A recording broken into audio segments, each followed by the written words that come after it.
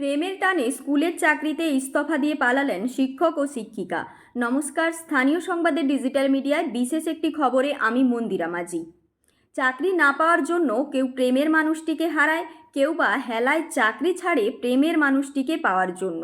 এই 26,000 চাকরি খোয়ানোর গল্পের মাঝে উঠে এলো এক বিরল এবং অদ্ভুত ঘটনার কথা। কান্না আর বিষাদমাখা চাকরি খোয়ানো মুখগুলো এখন ঘুরে বেড়াচ্ছে মিডিয়া এবং সোশ্যাল মিডিয়াতে। তার মাঝে পরকীয়া প্রেমের জন্য চাকরি ছাড়লেন একই স্কুলের দুই শিক্ষক ও শিক্ষিকা।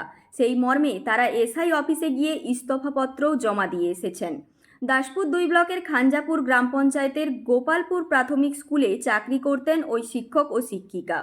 শিক্ষিকার বাড়ি গোপালপুর গ্রামেই, বয়স 40-এর ওপরে। শিক্ষিকার এক কলেজ পড়ুয়া ছেলেও রয়েছে। 2006 সালে চাকরি পান ওই শিক্ষিকা।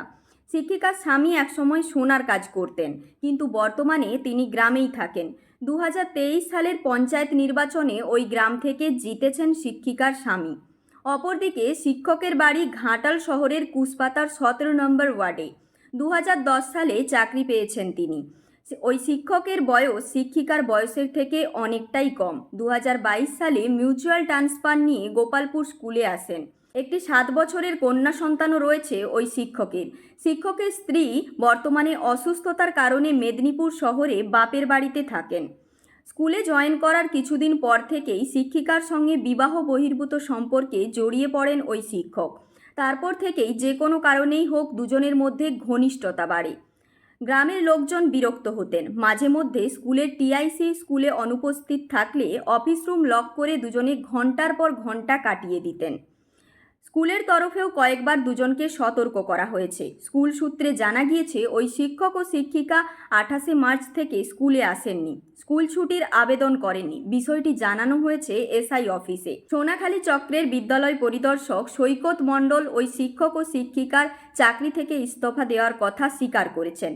তিনি বলেন, ওই শিক্ষক ও শিক্ষিকা দুজনেই 26 মার্চ আমার অফিসে এসে চাকরি থেকে ইস্তফা দিয়েছেন। ইস্তফা গ্রহণের বিষয়টি পশ্চিম মেদিনীপুর জেলা প্রাথমিক শিক্ষা সংসদ দেখে, তাই ইস্তফাপত্র সেখানে পাঠানোর প্রক্রিয়া চলছে। দুই শিক্ষক শিক্ষিকা নিরুদ্দেশের পর দাসপুর ও ঘাটাল থানায় পৃথক দুটি নিরুদ্দেশের ডায়েরি করা হয়েছে। পুলিশের প্রাথমিক তদন্তে জানা গিয়েছে শিক্ষক ও শিক্ষিকার মধ্যে কয়েক বছর ধরে প্রেমের সম্পর্ক ছিল, আর সেই ভালোবাসার টানেই দুজনে একসঙ্গে নিরুদ্দেশ হয়েছেন।